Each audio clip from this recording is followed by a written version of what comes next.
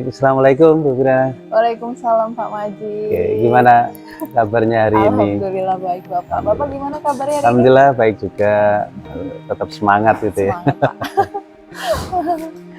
Baik Bu Fira, ini Iya, terkait Pak. dengan pelaksanaan praktek kinerja, terutama di fase observasi kelas gitu ya. Nah, saya lihat jadwalnya Bu Fira kan besok ya. Iya benar Pak, Nah, besok. ini.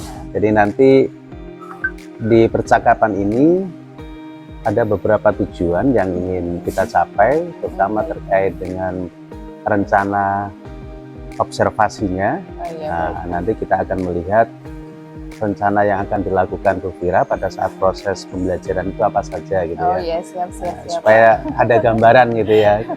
Baik Pak. Oke, baik. Saya ingin nanti kita bahas beberapa hal terkait dengan perencanaan di PMM dan juga rencana di kegiatan pembelajaran ya. Iya baik Pak. Bu Fira, dari 8 indikator di Baik, praktek kinerja di PMM itu apa yang dipilih untuk Kebetulan- semester ini? Oh ya, baik. Kebetulan saya memilih yang keteraturan suasana kelas Pak Majid. Oh, peraturan suasana kelas ya. Kelas.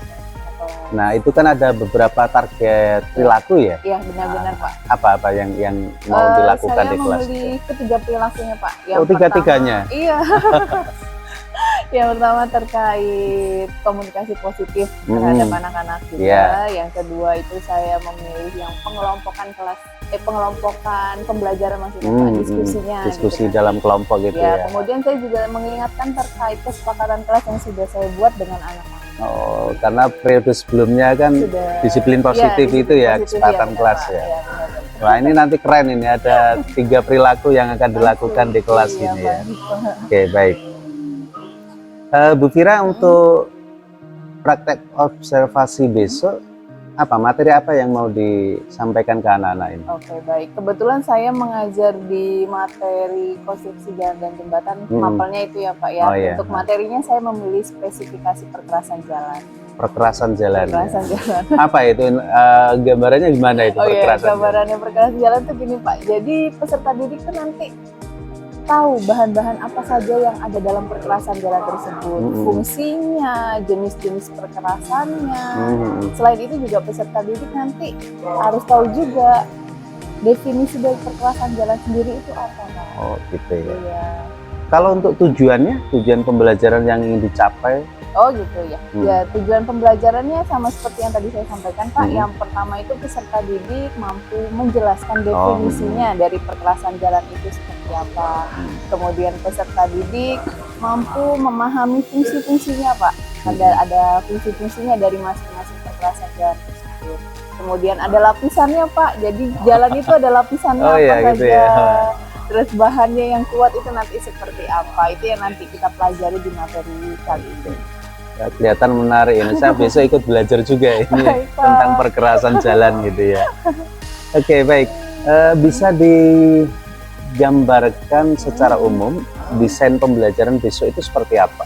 Mungkin model pembelajarannya yang mau digunakan itu apa gitu. Terus desain anak-anak itu bagaimana? Oke, baik Pak. Jadi kebetulan untuk materi kali ini saya memilih model pembelajaran project based learning. Kenapa saya memilih hal tersebut? Karena kebetulan saya kan juga jurusan G Pak ya, biar ada project hasil yang dihasilkan tuh real atau nyata gitu. Jadi nanti peserta didik itu ya seperti biasa kita materi dulu, habis materi saya menampilkan video gitu loh Pak. Jadi supaya anak-anak tahu nih gambaran perkerasan jalan itu seperti apa. Jadi setelah video itu saya tampilkan, saya menjelaskan materinya. Kemudian nanti kita ada diskusi terkait tugas-tugasnya itu seperti apa. Oke, baik. Wah, desainnya ini sudah kelihatan mengerucut pada 3 perilaku gitu ya. Oke. Baik, saya ingin tahu juga nanti asesmen yang digunakan Bu Fira dalam proses pembelajaran besok apa ya? Oh baik Pak, untuk asesmennya pada pembelajaran besok saya menggunakan 3 asesmen Pak. Yang pertama ada asesmen diagnostik, kemudian ada asesmen sumatif, dan yang terakhir ada asesmen formatif. Oke. Asesmen diagnostik, formatif, dan sumatif gitu ya. Iya. Kalau boleh tahu untuk asesmen formatifnya bagaimana itu? Baik Pak. Untuk asesmen formatifnya kebetulan saya memanfaatkan sebuah platform Pak. Apa itu? Quizzes Pak. Oh, Quizzes. Iya, jadi saya mengingat anak-anak kan zaman sekarang itu suka bermain gadget ya Pak. Jadi saya memanfaatkan itu Kemudian untuk evaluasi ini, biasanya kan kalau kita mendengar evaluasi itu kan sangat menakutkan gitu, menyeramkan. menyeramkan. Nah, makanya saya ingin membuat sebuah evaluasi yang menarik dan menyenangkan, dan anak-anak tuh senang dalam mengerjakannya, bukan karena takut gitu Pak. Jadi saya coba pakai platform Quizzes ini. Ya, kalau Quizzes itu bukan seperti evaluasi yang seperti biasa, kayak bermain kayak ini. Bermain. Padahal di situ kita ada evaluasi di dalamnya. Oke, kalau yang asesmen sumatifnya? Oh baik Pak, untuk asesmen sumatifnya kebetulan saya membentuk kelompok nantinya sesuai dengan model pembelajaran yang saya terapkan. Nah, nanti di situ anak-anak berdiskusi tentang kasus dan proyek yang sudah kami tentukan terkait materinya tersebut Pak. Sip. Bayangkannya sudah kelihatan keren ini besok pembelajarannya ini. Oke, baik. Selanjutnya untuk persiapan besok ini Vira, apa saja yang sudah dilakukan? Oh baik, untuk persiapannya saya sudah menyiapkan media pembelajaran, terus ruang kelas, anak-anak, itu insya Allah sudah saya siapkan Pak. Perencanaannya sesuai yang diunggah itu ya? Rencana modul ajar. Oke, baik. Besok itu dengan siapa sih kelasnya? Dengan kelas berapa? Kebetulan saya dengan kelas 11 DPIB 1 Pak. 11 DPIB 1. Pukul berapa besok? Pukul 7 saya Pak. Pagi nih, wah masih fresh itu ya. Oke, pukul 7 kelas 11 DPIB 1, tempatnya di lantai 2 Pak, di jurusan DPIB, di lab. Di lab sana ya. Oke. Baik, Bu Vira, saya sudah mendapatkan gambaran untuk persiapan supervisi akademik atau observasi yang kita lakukan besok. Nah, ini gambarannya sudah sangat luar biasa. Besok kita ketemu di kelas 11 DPIB 1 ya. Oke. Semoga terrealisasi dengan baik juga Pak, sesuai rencana. Ya, sesuai rencana gitu ya. Saya kira cukup Bu Vira untuk persiapan kita pra observasi ini. Selamat menyiapkan untuk pembelajaran besok dan semoga sukses. Amin. Makasih Pak. Ya. Oke, anak-anak sudah masuk semua hari ini? Sudah? Ada yang masih di luar? Teman-temannya? Tidak. Oke, sebelum mulai pembelajaran pada pagi hari ini, kita berdoa dulu ya. Ketua kelas dipimpin doa.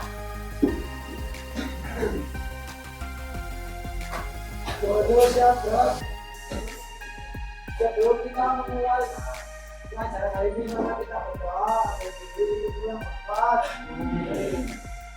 Mulai.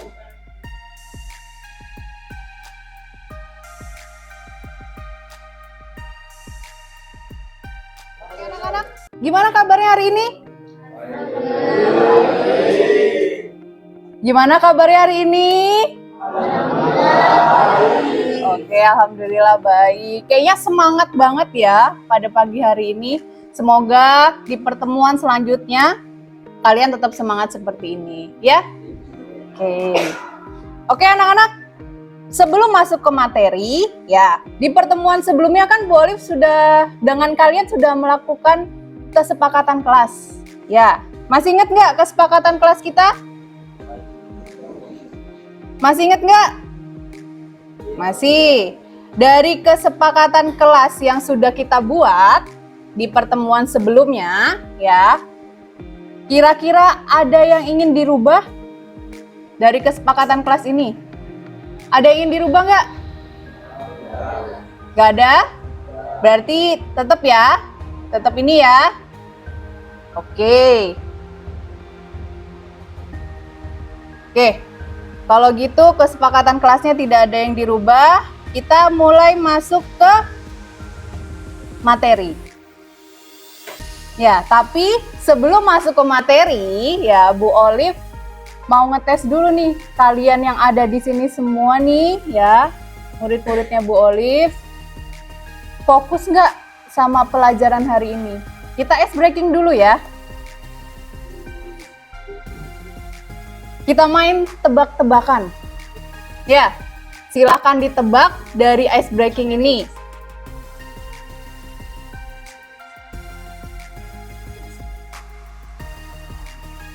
Peta-peta apa yang bisa meledak? Iya ta. Coba kita cek. Oke, next ya. Kutu-kutu apa yang paling menakutkan? Oke, next ya. Oke, kita masuk ke materi ya. Bisa diperhatikan dulu materinya. Ya. Pada pertemuan kali ini, Bu Olive akan menjelaskan terkait spesifikasi perkerasan jalan. Sebelum saya menjelaskan materi spesifikasi perkerasan jalan, saya akan menyampaikan tujuan pembelajaran dari spesifikasi perkerasan jalan. Tujuan pembelajarannya yang pertama adalah peserta didik mampu menjelaskan definisi perkerasan jalan. Jadi nanti anak-anak harus bisa menjelaskan definisi dari perkerasan jalan.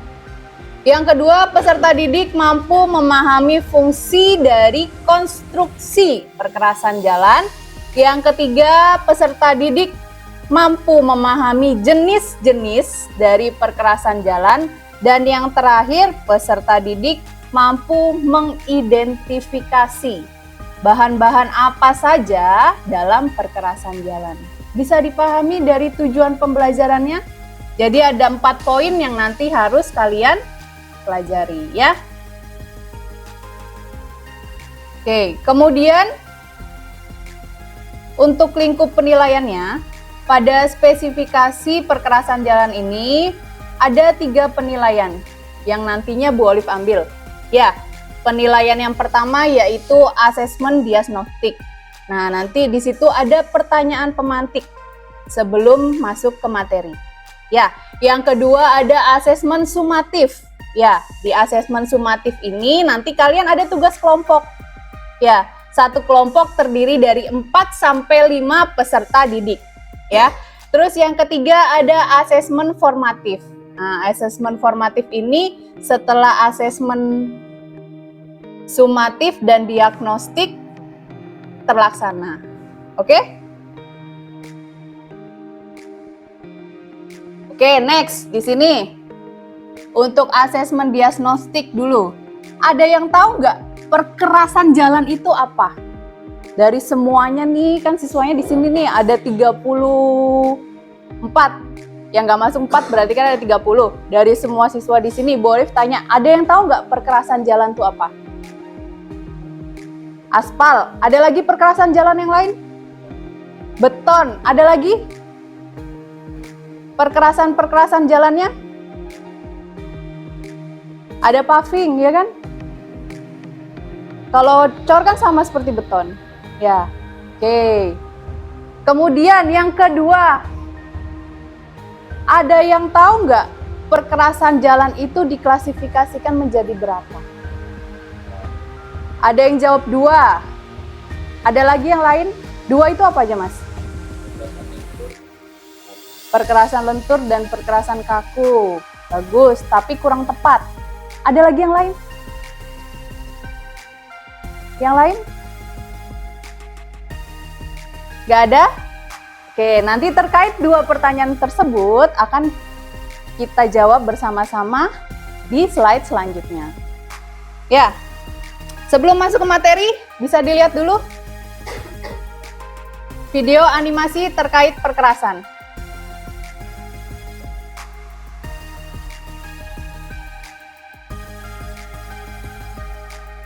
Tahu ya, ini pembuatan apa? Aspal.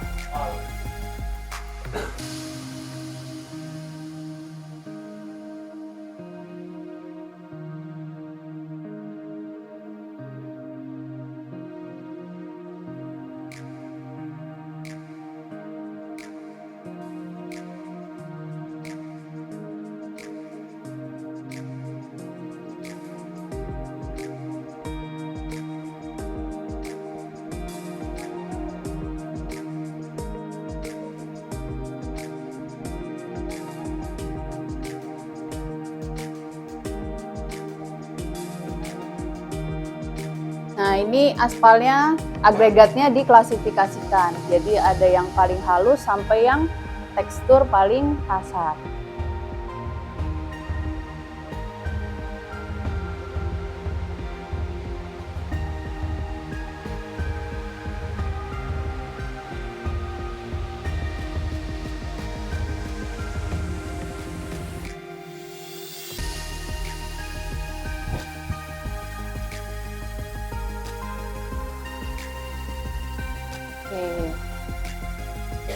Apa yang bisa kita simpulkan dari video barusan?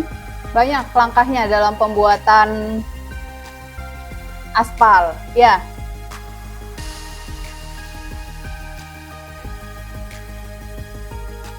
Oke anak-anak, langsung kita masuk ke materi ya. Materi yang pertama yaitu definisi perkerasan jalan. Perkerasan jalan adalah suatu sistem yang terdiri dari beberapa lapis material dan diletakkan di atas tanah dasar untuk menyediakan permukaan yang stabil dan nyaman bagi kendaraan dan pejalan kaki. Jadi definisi perkerasan jalan sendiri adalah suatu sistem yang terdiri dari beberapa lapisan. Tadi kan lapisannya banyak ya. Kalau kalian lihat videonya dalam pengaspalan tadi kan ada beberapa lapisan. Nggak mungkin kan langsung aspal saja ya. Oke, next. Kemudian fungsi dari perkerasan jalan. Di sini ada 3 fungsi dari perkerasan jalan. Yang pertama untuk memberikan permukaan yang rata dan halus. Ya, bagi pengendaranya. Kedua, untuk mendistribusikan beban kendaraan di atasnya ke beban yang paling bawah. Dan yang ketiga, untuk melindungi tanah dari perubahan cuaca. Coba bisa dibayangkan nggak? Kalau misalnya di zaman sekarang dengan kondisi kendaraan yang volumenya muat kendaraannya itu berat-berat, tapi tanahnya masih tanah dasar. Tanah dasar itu masih urukan, gak ada aspal. Apa? Nah, blewok-blewok gitu kan, belowong-belowong ya. Makanya kontraktor ataupun konsultan akhirnya merencanakan perkerasan jalan karena seiring dengan kendaraan dengan mutu yang cukup berat. Kemudian di sini ada jenis-jenis perkerasan jalan. Ya, diingat-ingat jenis perkerasan jalan ada 3. Yang pertama ada perkerasan lentur dulu. Kita bacanya dari sebelah kiri ya. Jadi kayak nulis bahasa Arab ya. Jadi perkerasan lentur atau biasa disebut dengan fleksibel. Kan lentur ya. Jadi kan dia fleksibel pavement. Terus yang kedua ada perkerasan kaku. Kaku atau yang disebut dengan rigid pavement. Yang ketiga ada perkerasan komposit atau disebut dengan composite pavement. Jadi jenis-jenis perkerasan jalan itu dibagi menjadi berapa? 3. Apa aja yang pertama? Lentur. Atau yang disebut apa kalau lentur? Fleksibel. Yang kedua? Kaku. Kaku disebut apa? Rigid. Oke, yang ketiga? Komposit. Komposit disebutnya apa? Komposit. Bisa semua? Coba Bu Olive tanya. Jenis perkerasan jalan. Tadi kan diklasifikasikan menjadi 3. Apa aja? Lentur. Ya, bisa dipahami ya terkait materi hari ini? Bisa. Oke, next. Kemudian Bu Olive ada tugas. Tugasnya yang pertama, bentuk kelompok. Satu kelompok terdiri dari 4 sampai 5 peserta didik. Oke, kelompoknya berjumlah berapa? 4 sampai 5 peserta didik. Kemudian di sini ada video. Ya, nanti videonya silahkan kalian jawab pada poin 3A sampai 3D. Ya, jadi di situ ada sebuah video. Nah, silakan kalian analisis hal apa yang menyebabkan permasalahan kerusakan pada jalan tersebut. Kemudian bagaimana solusinya? Kemudian analisis mengenai lapisan-lapisan penyusun perkerasan jalan. Jadi misalnya yang C dan D ya, yang poin 3C dan 3D. Misalnya kalian maunya kalian menjawab menggunakan lapisan aspal. Berarti pada poin C dan D, langkah-langkahnya yang aspal. Kalau jawabannya beton, berarti langkah-langkahnya beton. Kalau komposit, berarti langkah-langkahnya komposit. Bisa dipahami ya? untuk yang 3C dan 3D. Kemudian yang 3E, silakan kalian membuat sebuah desain. Ya, desain rumah tinggal disertai dengan jalan di depannya. Boleh pakai aspal, boleh pakai beton, boleh pakai komposit. Ya, kemudian nanti kalian kemas menjadi boleh dalam bentuk video hasil akhirnya dari semuanya, dari poin A sampai poin E. Boleh dalam bentuk presentasi, ya nanti dipresentasikan ke depan. Berarti ada 6 kelompok. Kelompok 1, kelompok 2, kelompok 3, kelompok 4, kelompok 5, dan kelompok 6.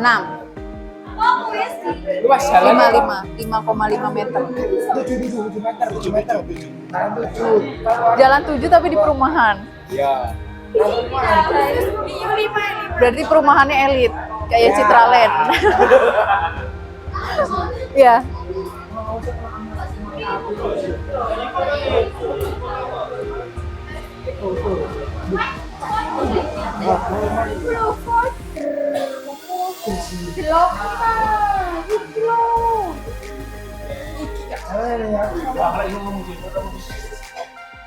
Yang baik kalimatnya.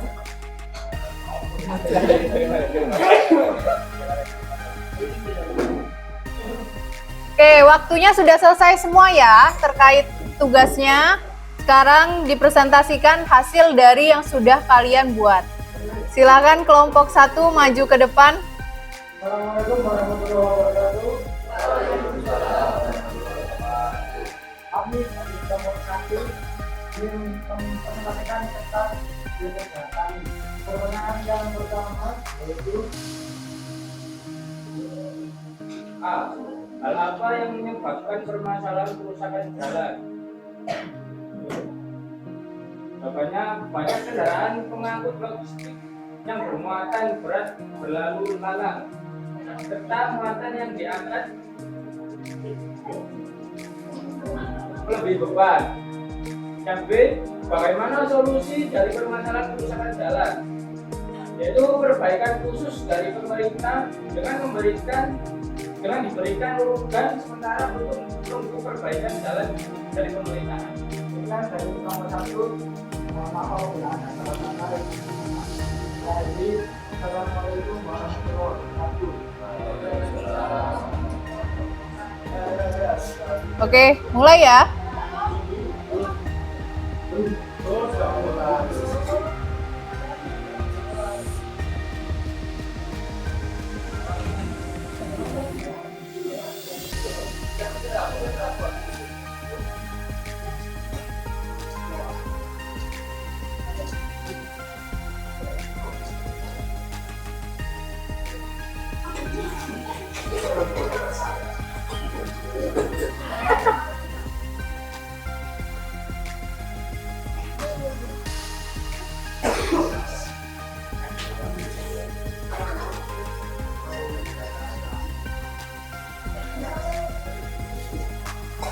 Duduk, bagus. Oh itu itunya pilihan salah satu. Pilihan salah satu. Iya, masih pilihan salah satu. Oh itu ini. Bisa, April, nggak bisa. Duduk sendiri. Iya, kamu sana deh. Kamu pura-pura ngerjain.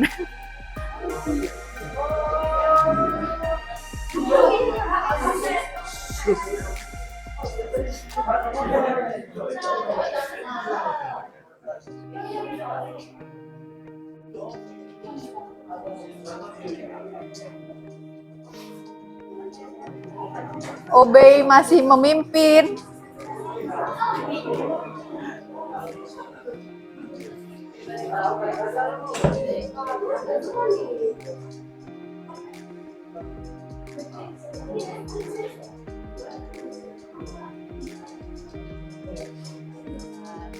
Oke, sampai di sini pertemuan hari ini.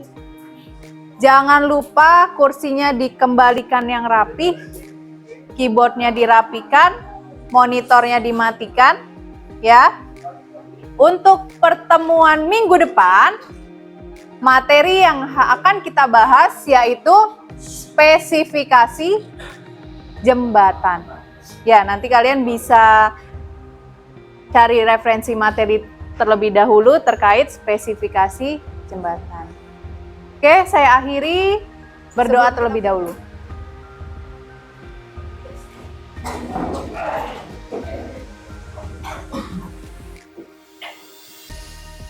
Modal siap, Dok. Doa mulai.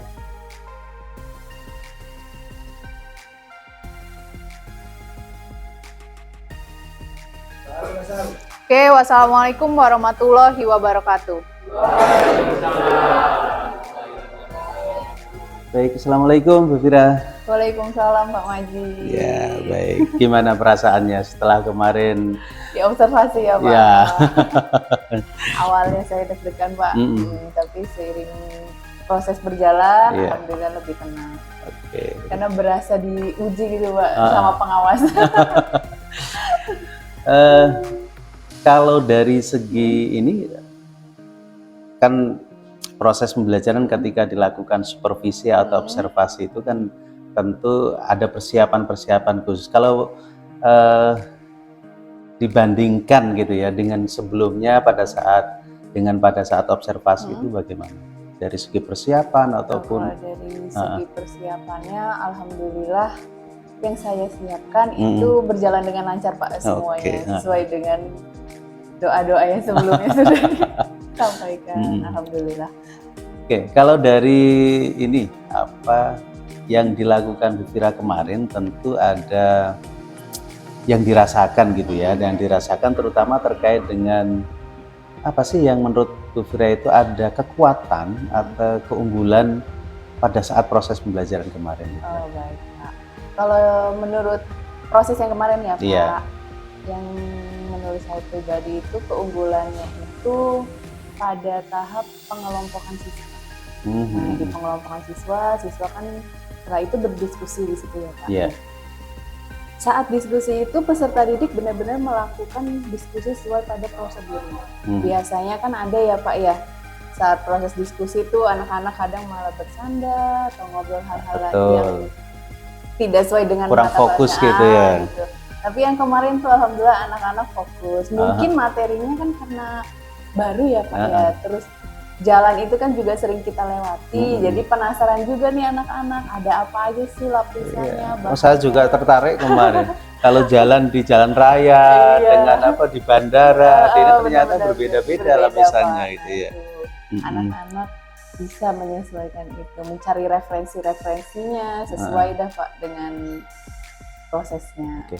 Kalau ini yang sekiranya perlu ada peningkatan gitu apa? Oh baik, perlu peningkatannya itu mungkin nanti di tahap ini Pak, hasil proyeknya itu Pak. Ya di situ anak-anak ada yang kurang teliti Pak. Jadi misalnya setelah lapisan A, bawahnya kan ada lapisan B. Nah itu sering tidak diarsir biasanya. Arsirannya terlewat. Nah sedangkan kalau di jurusan kan gambar itu Pak, kita harus memberikan arsiran supaya tahu, oh ini nanti pakai beton, oh ini nanti pakai aspal gitu Pak. Kalau tidak ada arsirannya kita bingung ini pakai apa ini perkerasan. Berarti itu nanti yang perlu dikuatkan ke anak-anak gitu ya. Baik, izin Bu Fira saya nyampaikan ini ya hasil observasi kemarin gitu ya. Nah di perencanaan kan kemarin ada 3 perilaku ya yang mau ditunjukkan di kelas itu. Ada komunikasi positif dengan anak-anak, kemudian ada strategi pengelompokan dan juga mengingatkan kesepakatan kelas gitu ya. Nah dari observasi kemarin, alhamdulillah 3-tiganya ini sudah tampak karena tersampaikan gitu ya, sudah disampaikan oleh Bu Fira.